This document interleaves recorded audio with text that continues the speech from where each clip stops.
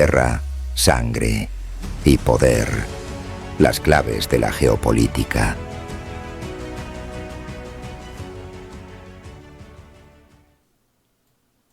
Bienvenidos a este nuevo programa, a este primer programa de la clave geopolítica del día. Una nueva serie que comenzamos en el canal para los miembros del canal y después en abierto para el resto de usuarios. El pasado domingo 7 de junio de 2025, la televisión pública rusa emitió una entrevista grabada en Moscú con Vladimir Putin y la difusión se produjo tras la clausura de la cumbre de los BRICS celebrada en Río de Janeiro, en una semana en la que se formalizó el ingreso de Moldavia en el mecanismo de planificación y revisión de la OTAN. Se anunciaron nuevos despliegues de defensa aérea en el este de Eslovaquia y se reactivaron ejercicios conjuntos entre Estados Unidos y fuerzas militares en los países bálticos. La decisión del Kremlin de hacer pública esta entrevista en este momento pues ha respondido a una estrategia precisa: fijar la posición del Estado ruso frente a una nueva etapa de ampliación atlantista en su frontera occidental,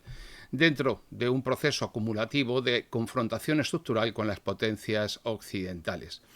Vladimir Putin definió el origen del conflicto como el resultado directo de la arquitectura estratégica impuesta tras la disolución de la Unión Soviética. Desde el momento en que se reconfiguró el mapa de poder en Europa, la zona de influencia rusa fue objeto de una campaña de penetración institucional, militar y normativa por parte del eje atlántico. Esto se ejecutó a través de tratados bilaterales, ampliación de alianzas, reformas legislativas y absorción de estructuras estables. En ese espacio postsoviético, la presencia de la OTAN aumentó de forma exponencial. Las decisiones adoptadas por Occidente durante esa etapa no dieron lugar a una estructura de cooperación multilateral, sino a un cerco operativo cuya función ha sido desde entonces reducir la autonomía decisoria de Moscú mediante el control progresivo de su entorno. Básicamente lo que tantas veces he dicho aquí en el canal, que se trataba de cercar a Eurasia. Durante sus primeros años en el poder, Putin intentó activar mecanismos diplomáticos orientados a estabilizar el continente sobre principios de seguridad compartida. Transmitió documentos oficiales, propuestas técnicas, borradores de acuerdos a los gobiernos occidentales, señalando que la expansión de la OTAN hacia territorios anteriormente integrados en el bloque soviético alteraría de forma irreversible la situación de equilibrio geopolítico en Europa Oriental. Las ampliaciones ejecutadas en 1999, en 2004 y más tarde en 2009 confirmaron que esa advertencia no iba a condicionar la estrategia occidental. La incorporación de Polonia, Hungría, Chequia, Estonia, Letonia, Lituania, Rumanía y Bulgaria a la OTAN consolidó una arquitectura táctica que transformó el antiguo espacio soviético de una zona de neutralidad en zonas de despliegue avanzado de fuerzas bajo mando estadounidense. Putin describió cómo cada fase del proceso de expansión de la OTAN hacia el este se acompañó de medidas prácticas de ocupación estructural, como fue la instalación de bases permanentes, la integración de sistemas de comunicación, el alienamiento doctrinal, esa alienación doctrinal de las academias militares, la estandarización normativa de las políticas de defensa, la supervisión externa de las reformas administrativas de los diversos estados de Europa del antiguo Pacto de Varsovia, y también la consolidación de una narrativa institucional que legitimaba esa expansión como fórmula exclusiva de estabilidad continental. Las protestas formales, expresadas por Rusia en todos esos niveles, no fueron incorporadas a ninguna decisión posterior y la estructura institucional occidental continuó funcionando con autonomía absoluta respecto a cualquier advertencia que proviniese de Moscú. El presidente Putin formuló su posición desde una perspectiva puramente funcional. No aludió a explicaciones de orden ideológico ni a interpretaciones retrospectivas del pasado soviético, tampoco a ninguna teoría restauradora de ese pasado, sino que cada uno de sus argumentos que fue vertiendo a lo largo de la entrevista partía de decisiones documentadas, actores que son perfectamente identificables y resultados que están verificados en el plano material. Tratados firmados, despliegues concretos, instituciones creadas, doctrinas operativas redefinidas, y su diagnóstico se construyó sobre una secuencia técnica de hechos que, en su conjunto, configuran una estrategia estructurada de desarticulación de la soberanía rusa en su propio espacio inmediato. Durante la entrevista, Putin recurrió al término desprecio para caracterizar el tratamiento recibido por Rusia desde 1991. Utilizó esa categoría con valor político como forma de designar la exclusión sistemática de la Federación Rusa de todo marco de decisión relevante en la reorganización continental. Despreciar, en este contexto en el que Putin lo ha utilizado, implica ejecutar decisiones sin admitir interlocución, establecer normas sin reconocer consecuencias en terceros, imponer reconfiguraciones regionales sin contemplar márgenes de negociación y transmitir la lógica de seguridad europea sin considerar a Rusia como un actor soberano. De esta manera, esta exclusión se manifestó de forma sostenida a través de la ruptura de equilibrios heredados, la eliminación de corredores de amortiguación histórica y la imposición de una nueva línea de frontera militar a pocos cientos de kilómetros de Moscú.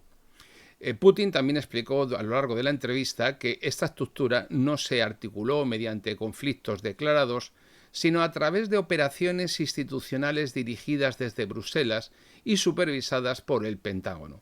Las bases logísticas desplegadas en el flanco oriental, los sistemas de mando compartido, los acuerdos de acceso inmediato a infraestructura crítica y la introducción progresiva de armamento ofensivo en países que habían formado parte del Pacto de Varsovia, pues formaban parte de un proceso de ocupación ejecutado con precisión por parte de la OTAN. La doctrina de defensa rusa reformulada a partir de 2007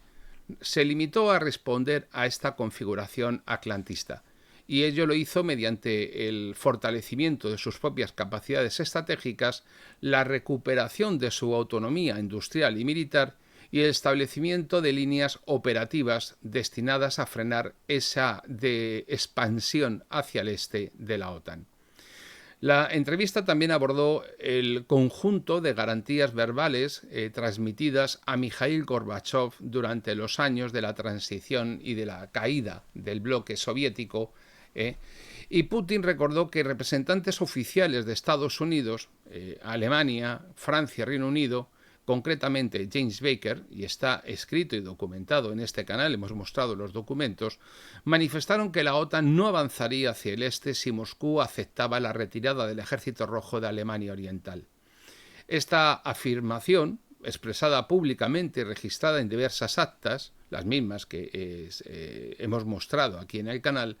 no fue traducida en ningún documento jurídico vinculante y permitió a las potencias occidentales modificar su interpretación con el paso del tiempo según su interés y su capricho.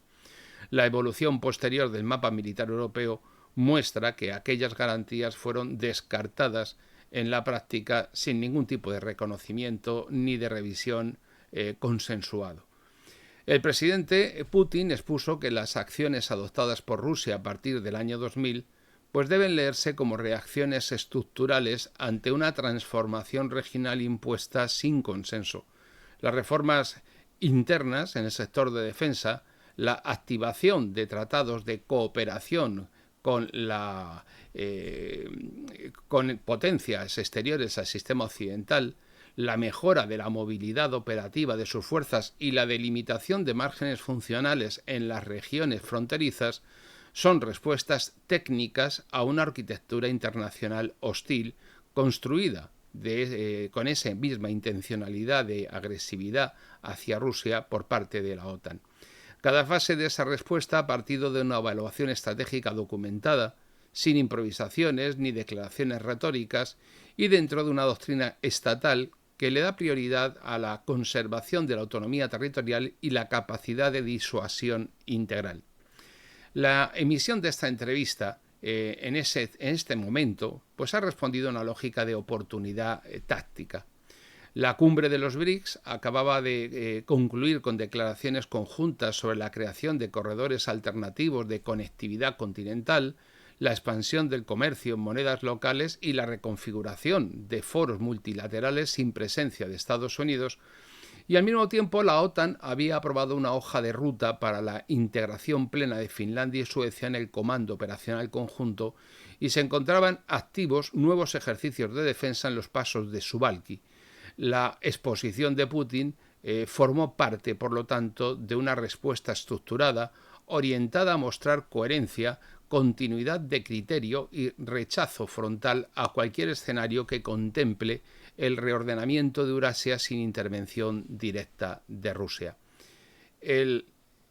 contenido de la entrevista ha ofrecido una síntesis de doctrina estatal. Cada segmento de su intervención ha recogido elementos de estrategia acumulada, principios de acción exterior, condiciones mínimas de autonomía y límites inamovibles de seguridad, y las referencias a decisiones pasadas, a acciones presentes o amenazas latentes han mostrado una línea de coherencia institucional que expresa no una coyuntura, sino una posición de fondo de Rusia. Podemos resumirla con el título de este mismo vídeo: Rusia no cederá. El discurso pronunciado no ha introducido ningún tipo de concesión, ni ha apelado a marcos éticos universales, ni ha buscado reformular categorías empleadas por los interlocutores atlantistas. Directamente fue un lenguaje técnico, sin ningún tipo de sesgo ideológico y sin ninguna referencia a doctrinas de uno u otro orden. Sencillamente ha sido la afirmación de la necesidad para Rusia de garantizar su existencia. La formulación del actual conflicto entre Rusia y Occidente pues se ha construido como consecuencia directa de una acumulación de decisiones estratégicas adoptadas desde fuera del espacio ruso, y la consolidación de la OTAN como arquitectura central del poder continental, la subordinación de la Unión Europea a la doctrina de seguridad de esta alianza militar y la marginación de estructuras regionales no alineadas, con la eliminación sistemática de los mecanismos alternativos de consulta, pues han generado un escenario irreversible de confrontación prolongada. La emisión de esta entrevista, este 7 de julio último, no ha constituido una respuesta improvisada. Es sencillamente la afirmación de principios que han sido permanentes desde que Vladimir Putin llegó al gobierno ruso en el año 2000, y lo ha hecho con una precisión y una proyección hacia el sistema internacional como suele ser habitual en él, garantizando de esta manera una expresión organizada de una soberanía que mantiene su estructura, su doctrina y su voluntad.